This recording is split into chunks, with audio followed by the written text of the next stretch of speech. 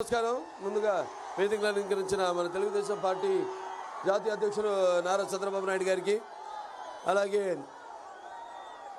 వేదికను అలంకరించిన మన తెలుగుదేశం పార్టీ నాయకులకు, అలాగే జనసేన నాయకులకి, అలాగే వేదిక ముందున్న తెలుగుదేశం పార్టీ కార్యకర్తలకు, అభిమానులకు, అలాగే జనసేన కార్యకర్తలకు, అలాగే పవర్ కళ్యాణ్ సోదరుడు ఆయన అభిమానులందరూ కూడా నాకు నా హృదయపూర్వక నమస్కారాలు తెలియజేసుకుంటున్నాను. ఈనాడు ఈ యొక్క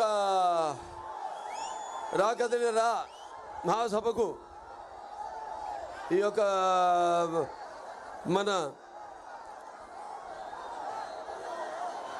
పరిరక్షణ కోసం, మన ఆంధ్ర రాష్ట్ర పరిరక్షణ కోసం బతుకంకణంలో కదిలొచ్చిన ముఖ్యంగా హిందూపూర్ ఈ సెగ్మెంట్, పార్లమెంట్ సెగ్మెంట్ ప్రజలందరూ కూడా, అలాగే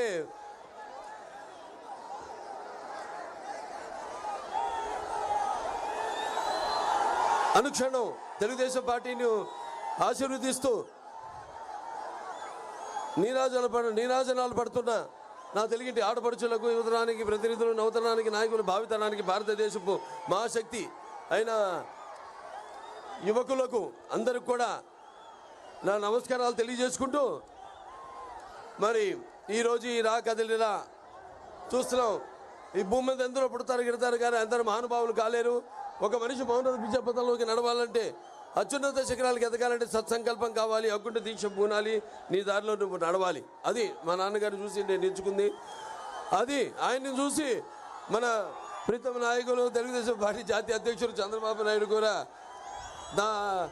అదే ఆయన్ని నమ్ముకుని, ఆయన సిద్ధాంతాన్ని నమ్ముకుని మరి ఆనాడు ఆయన తెలుగుదేశం పార్టీని పెట్టారు. అప్పుడు అప్పుడే పుట్టిన బిడ్డ బొడ్డు కొయ్యక ముందే అసలు ఈ రాజకీయం అంటే ఏంటో తెలిపిన మహానుభావుడు నందమూరి తారక రామారావు గారు. అంతవరకు చాలామందికి అసలు రాజకీయాల మీద పెద్ద ఆసక్తి లేదు, చాలామందికి అసలు తెలిసేది కాదు. అటువంటిది వాళ్ళందరినీ చైతన్యవంతుల్ని చేసి రాజకీయాల్లో కూడా రియల్ హీరో అనిపించుకున్నారు నందమూరి తారక రామారావు గారు.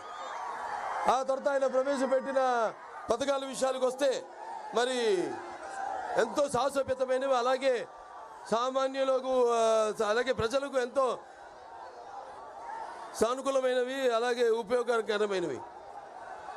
రాజకీయాల్లో ఎన్టీఆర్ ముందు, ఎన్టీఆర్ తర్వాత అని చెప్పుకుని ఎన్నో పథకాలను ఆయన ప్రవేశపెట్టారు, అమలు చేశారు.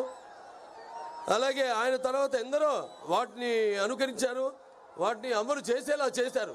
That is NTR. అలాగే అందుకే ఆయన పేదవాడి ఆకలి బాధ తెలిసిన అన్న ఆయనే. అలాగే జనం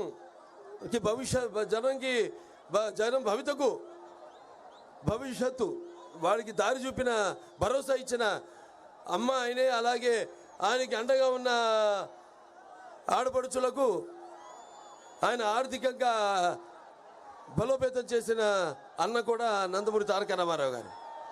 ఆ తర్వాత నందమూరి తారక రామారావు గారి యొక్క ముద్దుబిడ్డ తెలుగుదేశం పార్టీని మన నాయకులు చంద్రబాబు నాయుడు గారు ఎంతో